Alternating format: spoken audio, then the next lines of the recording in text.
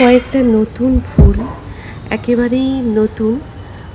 পুরনো নামে হয়তো আমরা চিনি কলাবতী, কিন্তু এর রূপটা একেবারেই আলাদা। খুব সম্ভব এটা হাইব্রিড কিছু হবে। দুটো এনেছিলাম, হলুদও ছিল একটা, কিন্তু হলুদটা নেই, নষ্ট হয়ে গেছে। কিন্তু একে একটা কর্নারে ফেলে রেখেছিলাম আমি, হয়তো ভেবেছিলাম থাকবে না, কিন্তু কি অস্বাভাবিক রূপ! মানে আমি সরতেই পারছি না এর সামনে থেকে। এত সুন্দর ফুলের রঙটা না, মানে লাল তো ঠিক আছে, কিন্তু লালের মাঝখানেও না একটা, কি বলবো, পিঙ্ক অরেঞ্জ এই ধরনের একটা শেড।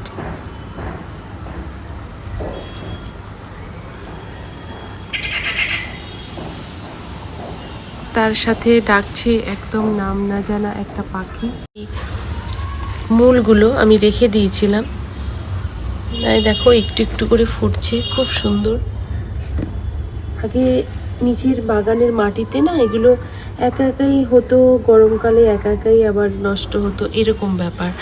কিন্তু এবার কিছুদিন হলো সেই গাছগুলো দেখতে পাই না, তার জন্য নিয়ে আসলাম।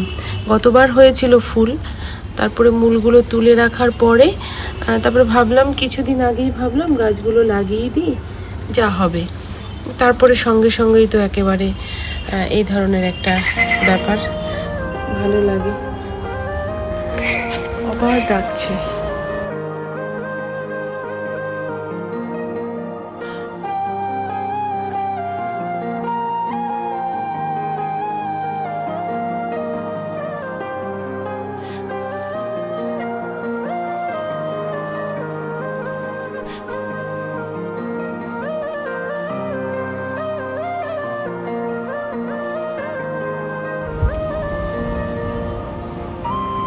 আর একটু একটু করে ফুটছে জবা। গাছগুলোকে একটু হেলদি করাই আমার অ্যাকচুয়ালি উদ্দেশ্য। এই সময় একটু মিক্সড খাবার দিয়ে দিয়েছি। আর এই অদ্ভুত, আমরা যখন কোনো বাগানে বা কোথাও একটু নতুন কিছু ফুল দেখি, তখন কিন্তু আমাদের একটা নতুন রকমের ইচ্ছার জাগে যে নিয়ে আসি। কিন্তু সেই ফুল যদি নিজের পরিচিত ফুল, সেটা যদি একটু নতুন রূপে হয়, কেমন হয়? মানে এটা ঠিক তেমনই একটা ফুল, একটা খুব বড় সাইজের জবা, তোমরা হয়তো দেখেছো। সেই ফুলটা নেচারের জন্য, মানে ওয়েদারের জন্য এই ধরনের একটা রূপ নিচ্ছে। আর ফোটার পরে তো একেবারেই আলাদা, এই প্রথম দেখলাম আমি এইরকম একটা ব্যাপার। ছোট হয় ফুলগুলো, যেমন এই ফুলটা পরিপূর্ণ ছোট হয়ে রয়েছে, মিনি জবা। তারপরে এটা খুব সুন্দর, আমার খুব একটা প্রিয় ফুল। মানে পরপর ফুটছে, তিনটে, কালকে দুটো ফুটেছিল।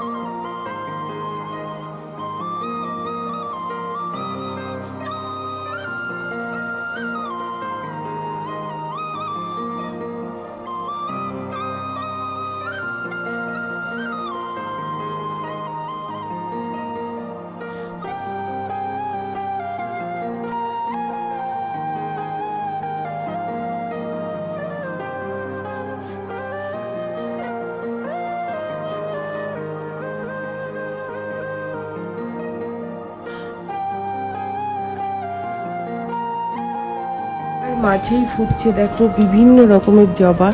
গত বছরের হয়তো তোমরা দেখেছো যে আমার জবার ফুলগুলো কেমন একটা একটা করে করে পুজোর সময় ফুটছিল, এবং আমি ঠাকুরকে দিচ্ছিলাম। জানি না কেমন কী করেছিলাম সেই ভিডিও। আর এবার পুজোয় দেখো, পুজোতেই আমার জবাগুলো হয়, কিন্তু আমি চাইছি গাছগুলো আরেকটু হেলদি হোক, কেন এতটাই এরা মিলিবাগে আক্রান্ত থাকে সারা বছরই, কম বেশি, তার জন্য এই ফুলটা কিন্তু অদ্ভুত বড় সাইজের। দেখো এবার মিলিবাগে আক্রান্ত হয়ে এতটাই অসুস্থ ছিল, আমি যাই হোক একটু ট্রিটমেন্ট করে টোরে এই নিয়ে দুটো ফুল দিল। এই পুজোর সময়ই এক এক দিন এক একটা ফুল, নিচে তো শিউলি ফুল আছে। আর এই ফুলটা তো দেখেছো, তাও দেখো আরও একবার, এইবার থোকা হয়েছে। খুব ভালো লাগে আমার এই ফুলটা, কেন যেন ভীষণ প্রিয় এই জবাটা আমার। এত সুন্দর ভায়োলেট কালারের একটা আভা, তার সাথে একটা ডার্ক অ্যাশ কালারের একটা কম্বিনেশন। খুব সুন্দর এই গাছটা, মানে এই ফুল। এবছরের জবা একটু একটু করে করে ফুটছে, ব্লু কালারেরও ফুটছে। আর এই যে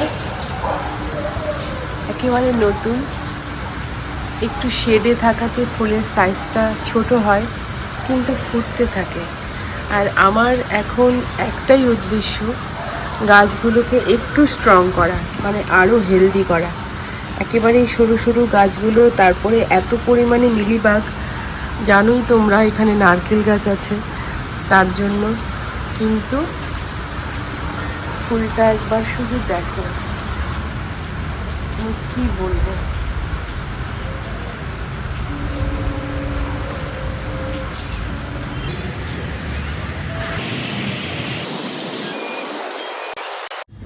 আর এই আরও একটা পাগলামোর বিষয়, আগে অনেকবার তোমাদের সাথে শেয়ার করেছি।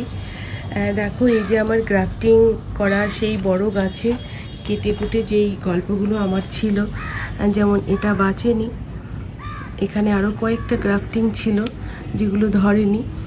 কিন্তু এই সাদা রঙের অ্যাডেনিয়ামটা শুধু দেখো, মানে এখানে আরও একটা ফুল ছিল, ঝরে গেছে।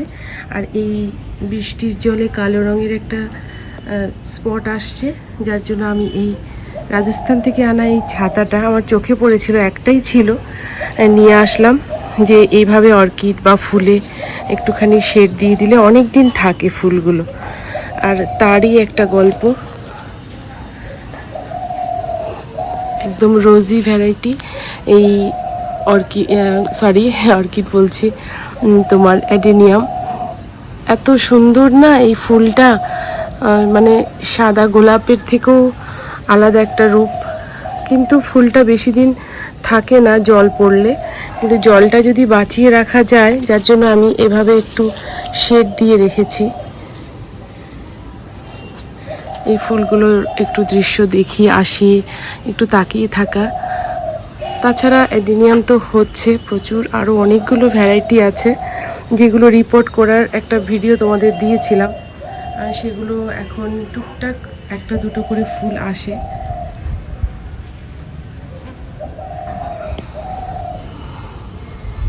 এইভাবেই চলে গাছপালাদের গল্প। অনেক দিন তোমাদের অ্যাডেনিয়ামের আপডেট দেওয়া হয়নি, তাই ভাবলাম এই একটা মারাত্মক লেভেলের ভুলভাল বা সঠিক যাই হোক, তোমরা শুধু একটু গ্রাফটিং পয়েন্টে একটু দেখো। গ্রাফটিং পয়েন্টে কিন্তু ভালোভাবেই ধরেছে, কিন্তু পাশে যদি আমার এই অরিজিনাল এই গাছটার যদি হয়, তাহলে কিন্তু এই গাছটা দাঁড়াতে পারবে না। কিন্তু এই দেখো, বাহ, ভিডিও করতে এসে কিন্তু আরেকটা জিনিস দেখলাম, এই গ্রাফটিং পয়েন্টটা যত ধরে গেছে সাদা রঙের ফুল যেটা, কিন্তু তার সাথে সাথে এই পাশে আরও একটা ছোট্ট দেখতে পেলাম আমি এইমাত্র, যে এই গাছটাও মনে হচ্ছে ধরে গেছে। কোথায়? এই যে ছোট্ট একটা পাতা, এখানেও একটা ডাল লাগিয়েছিলাম। যাই হোক, দেখি কি হয়। এভাবে একটু ভালোভাবে একটু খুঁটিয়ে খুঁটিয়ে সূক্ষ্মভাবে একটু দেখা যে কি হচ্ছে, একটু দেখি। আর এতে আমার খুবই আনন্দ যে নিজে আমি গ্রাফটিং করে সেভাবে ফুল ফোটাতে পারলাম, সত্যি একটা আলাদা প্রাপ্তি। কিন্তু ওই যে সময়ের অভাবে পাশে বসা হয় না, ভাবি একটু পরে আসবো বা এটা করব ওটা করব, কিন্তু এতটাই ব্যস্ততা, মানে কিছু বলার নেই। এই ফুলগুলো অদ্ভুত সুন্দর আর বড় সাইজের, কি কি করেছি আমি সেই সব বিষয় নিয়ে আরেকটু শিখে নিই, তারপরে তোমাদের সাথে সেই বিষয়গুলো শেয়ার করব। কেন এখনও ভালোভাবে আমার আরও অনেক কিছু শেখার আছে। যেমন এই ব্রাঞ্চটা অনেকটাই বড় হয়েছে, জানি না এর রঙটা কেমন হবে। এটাও গ্রাফটিংয়ের একটা ডাল লাগিয়েছিলাম।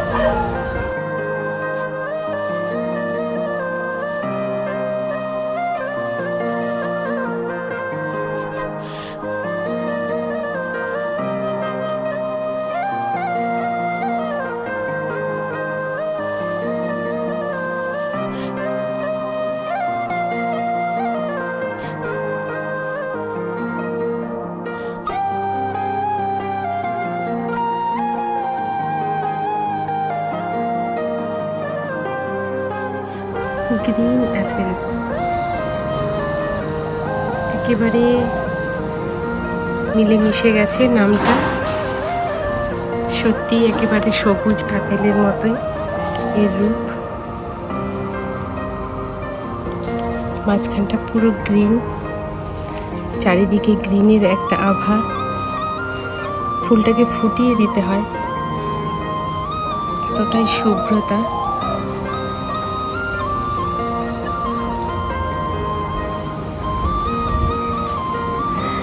তার মাঝে করবী,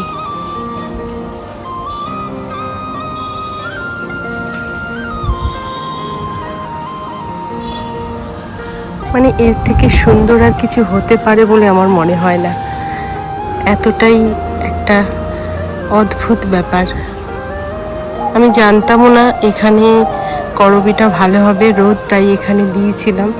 তার পাশে একেবারে অন্যরকম একটা রূপ।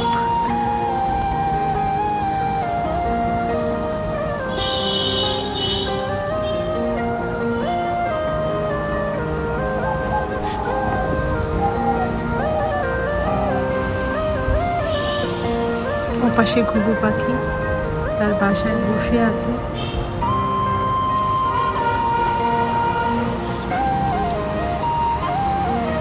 পাশেই একটা মন্দির রয়েছে আমাদের এখানে।